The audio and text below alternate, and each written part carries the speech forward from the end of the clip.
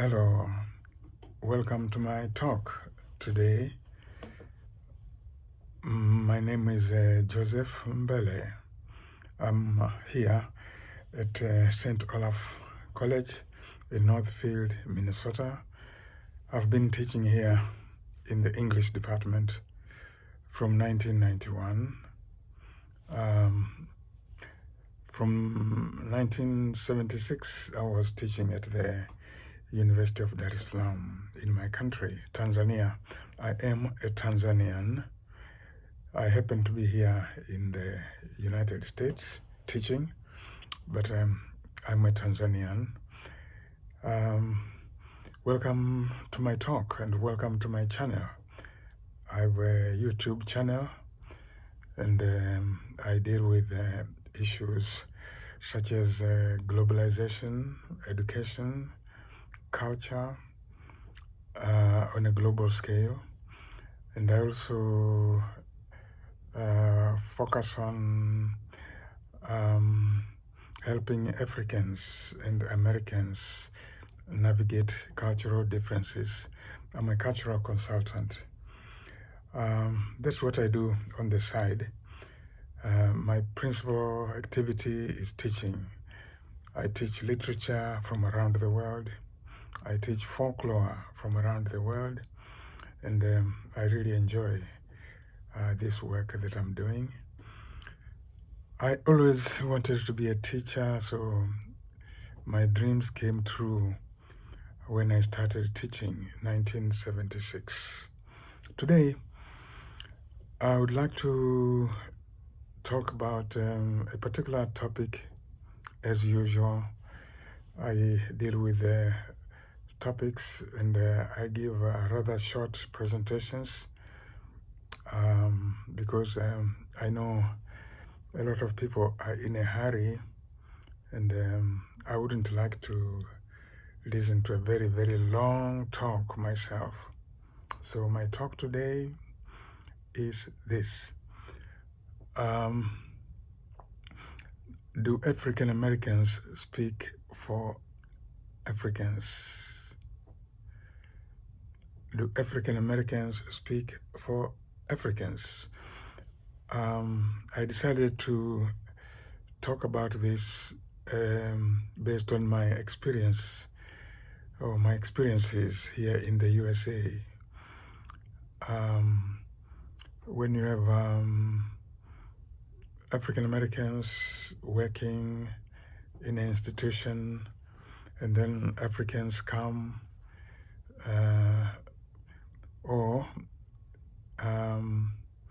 when African Americans are together with Africans here in the United States, I feel they have the idea, the belief that when they talk about their experiences as black people, that's how they call themselves, black people, or people of color.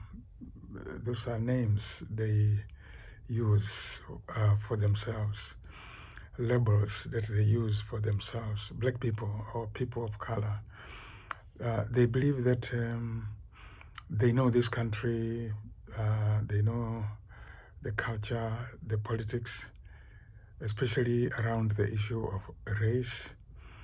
And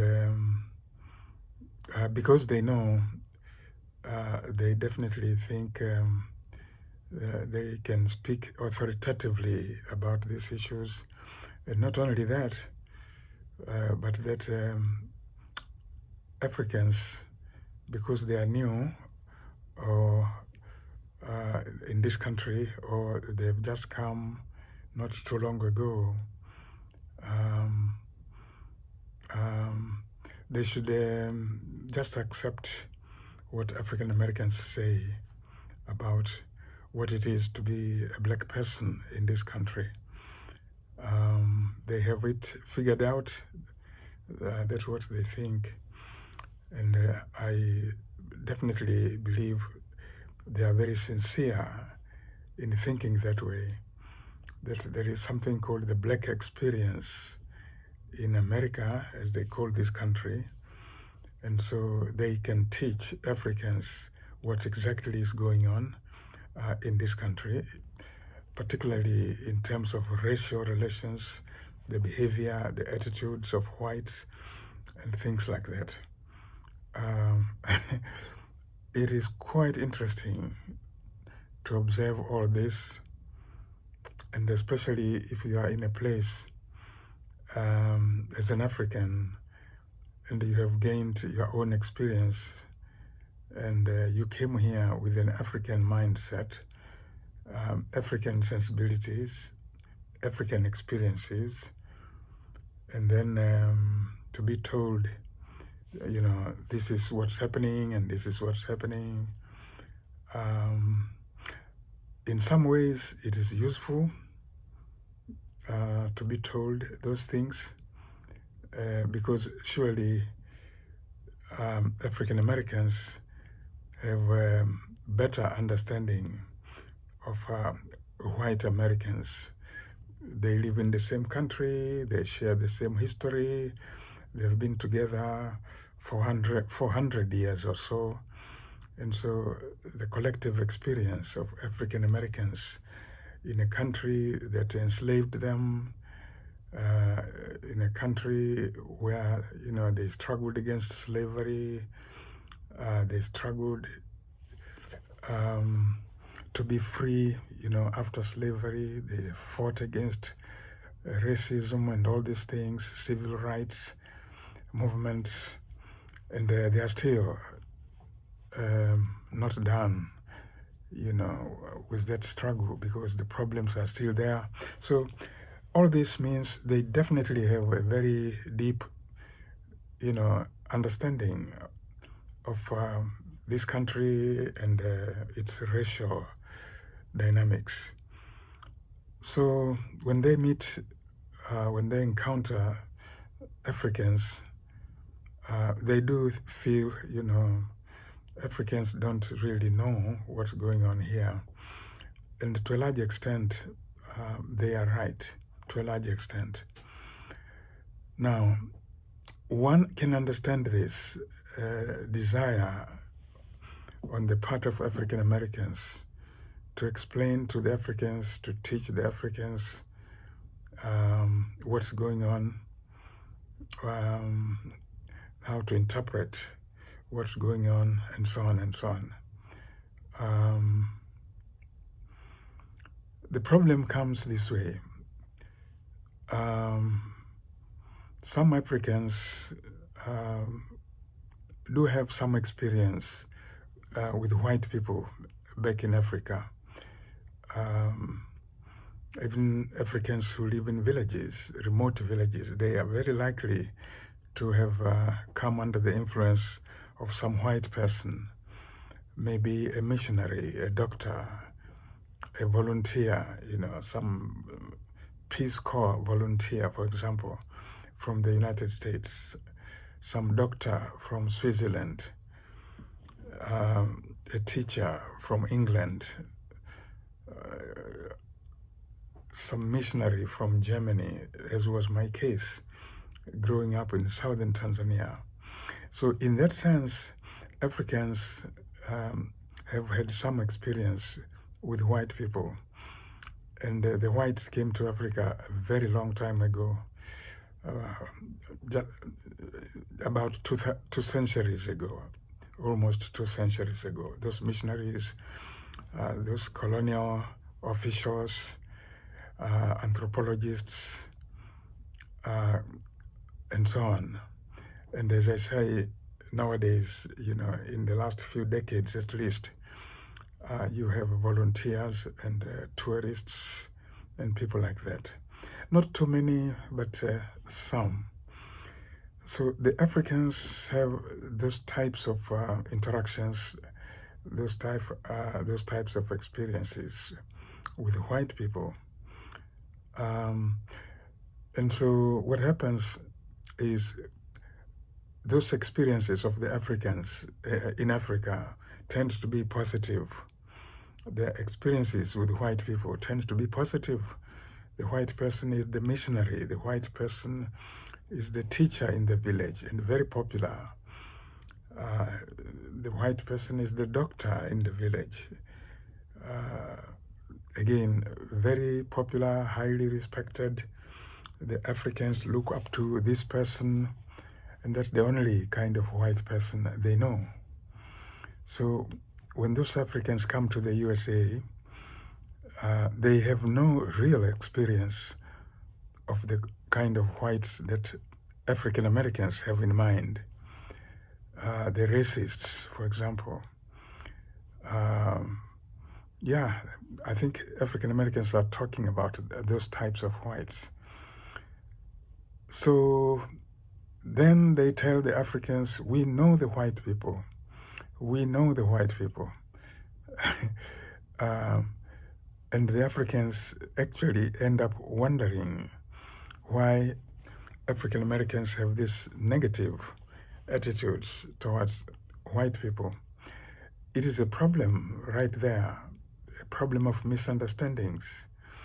And the problem is based on the fact that too many Africans have not read the history of the United States, including the racial history. They have not read about what's going on today. So they come here without any real understanding. So they end up wondering why African Americans are, holding those views they hold.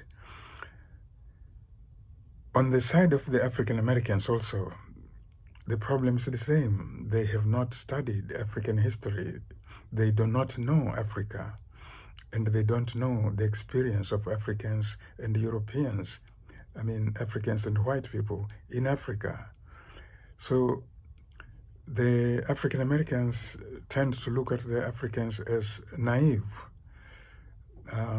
absolutely, and they tend to be quite impatient with the Africans' lack of understanding of white people. So the dynamics of this can be truly puzzling, and sometimes just unpleasant because of all the tensions that arise. In the present moment, in the last few years especially, more and more African Americans are moving to Africa to settle. Yes, they go to places like Gambia, Senegal, Ghana, Rwanda, Tanzania, Uganda, South Africa, Kenya. Yes, many are going to settle in Africa. They're quitting the United States and going to Africa in the belief that as their original homeland, that's where they were taken from, they are returning home. They want to reconnect, some of them at least, want to reconnect with their African heritage, African roots. What this means depends on, the individuals. Not all of them, it seems to me, really want to live like Africans and be part of the African culture. I don't think all of them want that. It appears to me some of them just want to go there, settle, live a different and free life, as compared to the lives they lived in the USA. They want a life without all the racism.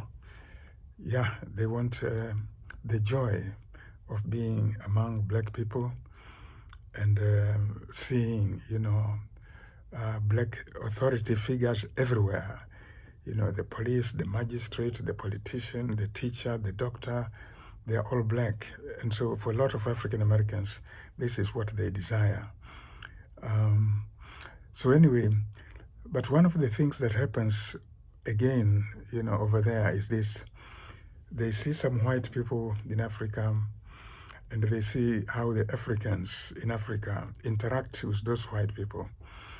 Yes, as I've suggested, the temptation on the part of African Americans is to tell Africans that they don't know white people. I've been reading, or rather watching, some blogs and YouTube channels, and some African Americans in Africa, they really get impatient. Yes.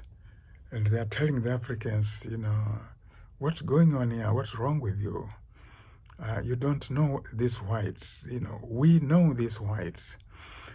So African Americans in Africa, these kinds of African Americans in Africa, they are upset by how Africans look upon, and interact with the whites in Africa.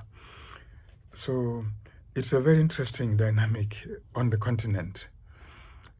Impatient African Americans telling Africans, you don't know these whites. We know them. As I've suggested already, as I've said already, it's an interesting problem. The Africans in Africa actually don't like being told that, because they also have their own experience with white people. And the problem of assuming that all white people are like the white people of the USA, that's a problem. And so I just want to highlight this because it's something I've observed, and I would like you, the person who is listening to me, to think about this. What is the solution to this problem? A lot of the African Americans are, quite unhappy with what they see in Africa, how Africans deal with white people. In fact, some African Americans think white people have no business being in Africa. It's a black continent, they feel. So they're quite upset to see whites sitting there, comfortably, as if it was their home. And yet, from an African point of view, we really don't have a big issue with that. If you take the example of my country, Tanzania, the way we grew up, we became independent in 1961. The British were the power that ran the country. We were not a British colony. We were under the United Nations, a trusteeship territory, but the British were the ones administering us. So 1961, we became independent. Our first president, Julius Nyerere, had a very firm ideology about the equality of human beings. And so that ideology was all human beings are equal. And we were taught that way growing up. In fact, we used to say all humans are my kin, and Africa is one. Yes, that was the ideology growing up, we were taught this in schools. We were taught this everywhere. It was part of the nationalist ideology, the national ideology, to look at all human beings as related to you, as your kin, irrespective of race, religion, whatever, ethnicity. So for us, at least those of us who grew up in Tanzania, we don't have a problem with all these people of different races. If they want to come and settle in our country, they follow the procedures, we welcome them. That's all. There are rules in place for people trying to be or wanting to be citizens, and we welcome them. And there are quite a few of all nationalities. We embrace them as fellow Tanzanians, whether they are white or black or whatever. So, in brief, I just wanted to pose this question with a focus on what I see in the USA, but also what's happening in Africa. Do African Americans speak for Africans? There are other dimensions, of course, to this question, but I chose to focus on this aspect of how they talk about racial issues and racism and the question of understanding whites. And so my question is, who are the whites that we are talking about? Are whites the same all over the world? And I think that is an issue to be addressed because honestly, I don't think it is proper to look at all whites as being the same. The Americans have had their own experience. White Americans have had their own experience here, which is shared by African Americans. But whites in other parts of the world have had different experiences. They are not identical experiences. So, but overall, I'm not even trying to question the pervasive nature of racism, in different parts of the world or around the world. No, I'm not questioning that. I just want to highlight some of the nuances of the problem. And I pose this question: do African Americans speak for Africans in that spirit? Well, that's it for today. I hope you will participate in this conversation. Write your comments. Absolutely. And I should just say that my talk today is based to some extent on one of the essays in my latest book. I have this book, Chickens in the Bus, and it's a sequel to a book that was called, or is called, Africans and Americans, Embracing Cultural Differences. I think I have a copy over here. Yeah, this book.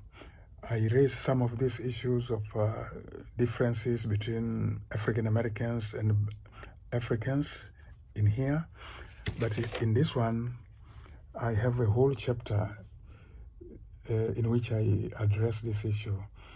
And the title of that chapter is Being African in America. Being African in America, and some of the interesting challenges that arise, when you're an African here in the USA, including the challenge I've just mentioned here of having to deal with African Americans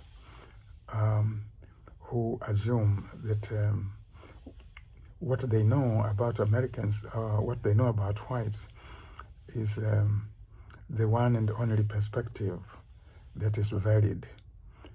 Again, that's it for today. I invite you to keep coming to watch my videos. I will be addressing issues like this, but again, rather briefly and very informally. That's it for today. I wish you all the best.